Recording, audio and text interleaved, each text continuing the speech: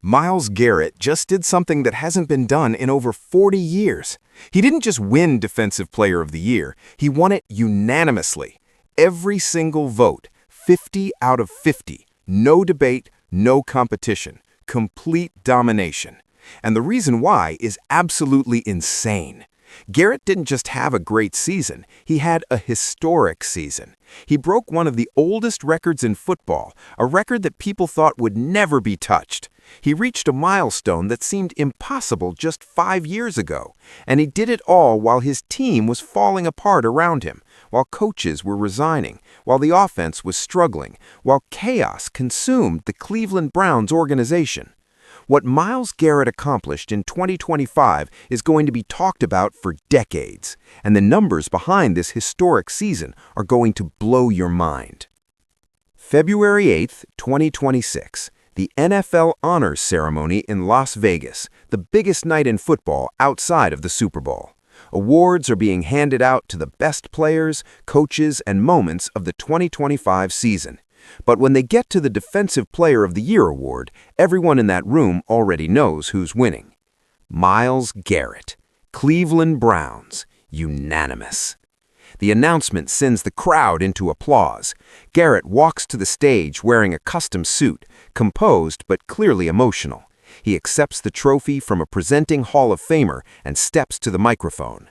And what happens next is one of the most powerful moments in recent NFL award show history. Before Garrett even starts his speech, the host reveals something that makes this moment even more significant. Myles Garrett received all 50 votes for Defensive Player of the Year, unanimous. The first unanimous DPOY winner since Lawrence Taylor in 1986. Let that sink in. 40 years, 4 decades since a defensive player dominated so thoroughly that every single voter agreed he was the best. Not close, not debatable, undisputed. But to understand why Garrett won unanimously, to understand why this wasn't even a conversation among voters, you have to look at what he did during the 2025 season, because the numbers are absolutely absurd. Myles Garrett finished the 2025 NFL season with 24.5 sacks. That's a new Cleveland Browns single-season record, shattering the previous mark. But it's bigger than that. It's the second most sacks in a single season in NFL history, trailing only Michael Strahan's controversial 22.5 sack season in 2001, where Brett Favre famously fell down on the final play to give Strahan the record. But here's where it gets even crazier. If you include playoff sacks, which many analysts now do when evaluating historic seasons, Myles Garrett's total goes even higher. The Browns made the playoffs as a wild card in 2025, and Garrett added 3 more sacks in 2 playoff games before Cleveland was eliminated.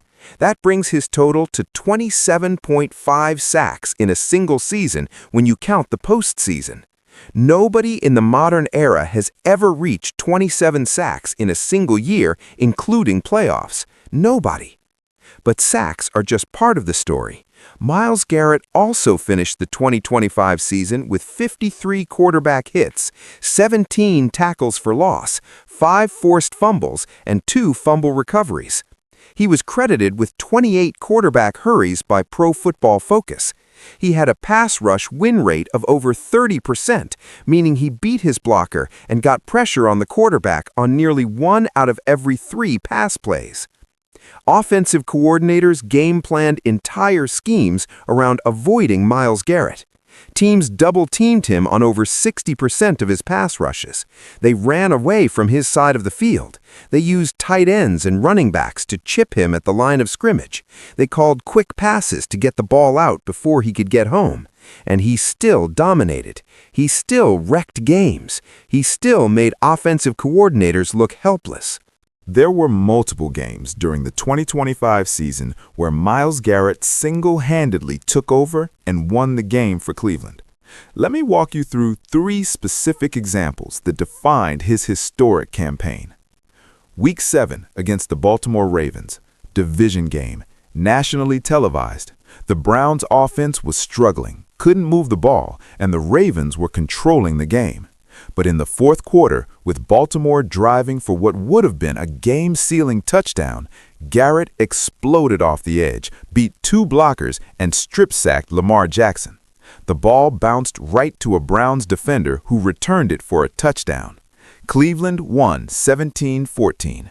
Garrett had 4 sacks in that game. 4 sacks against one of the best offensive lines in football. Week 12 against the Pittsburgh Steelers, another division game, another national audience. The Steelers were protecting a narrow lead late in the fourth quarter, trying to run out the clock. Garrett recorded a sack on second down, another sack on third down, forced a fumble that the Browns were covered.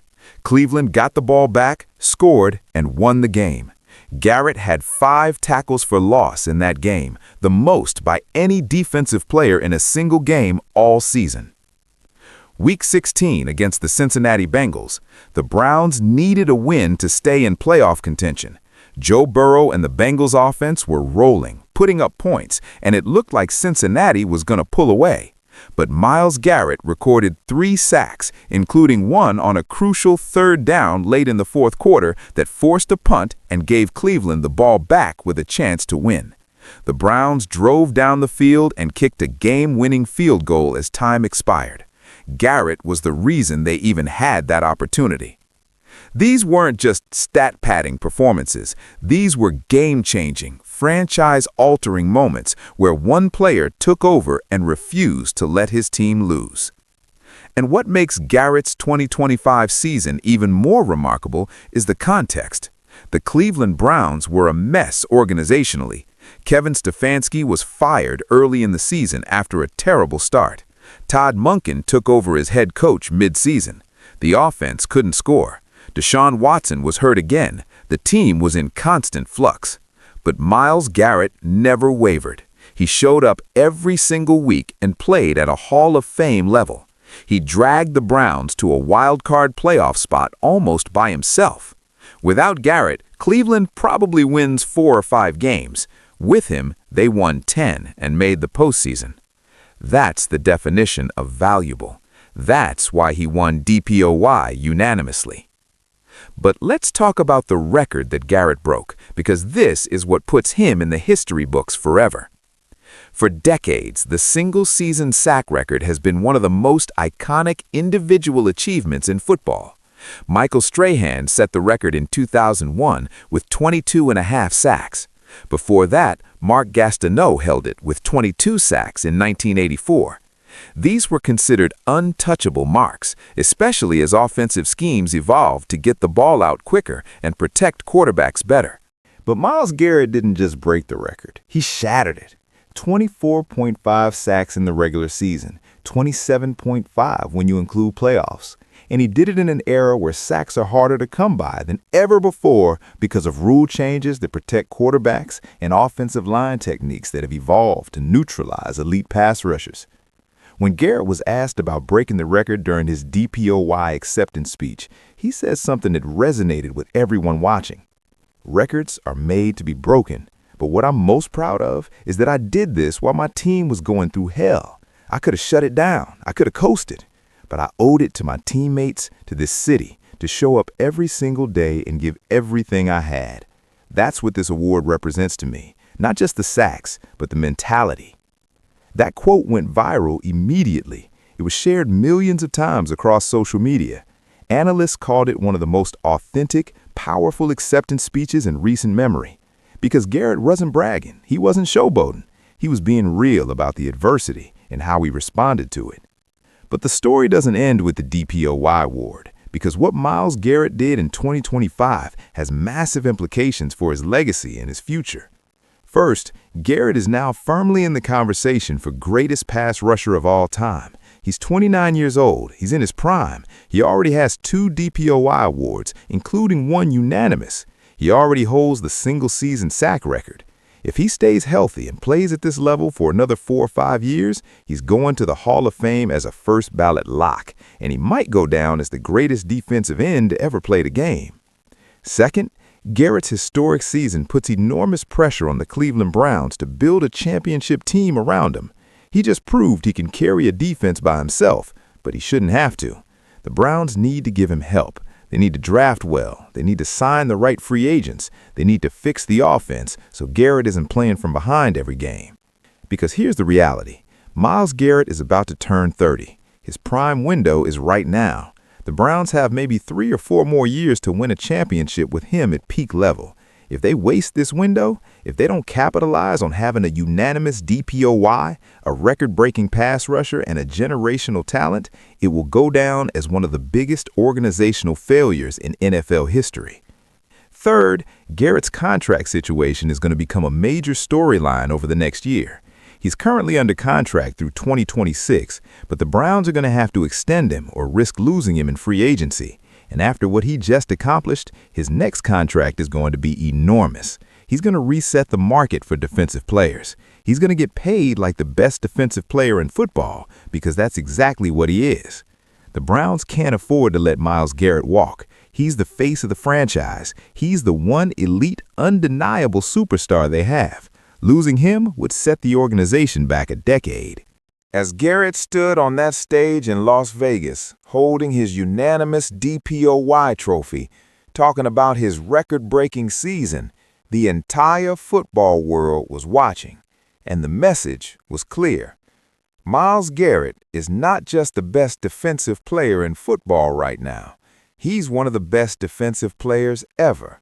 And what he accomplished in 2025, carrying a dysfunctional Browns team to the playoffs while breaking a 40-year-old record and winning DPOY unanimously, is a season that will be remembered forever. But the clock is ticking. The Browns have a championship window right now, and if they don't take advantage of having Myles Garrett in his prime, if they don't build a roster that can actually win a Super Bowl, this historic season will be remembered as a tragedy instead of a triumph, because greatness like this doesn't come around often, and when it does, you can't waste it.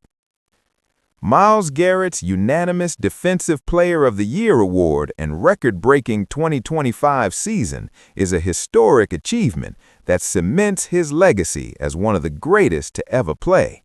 But for the Cleveland Browns, it's also a reminder of what they have and what they're at risk of wasting if they don't build a championship team around him.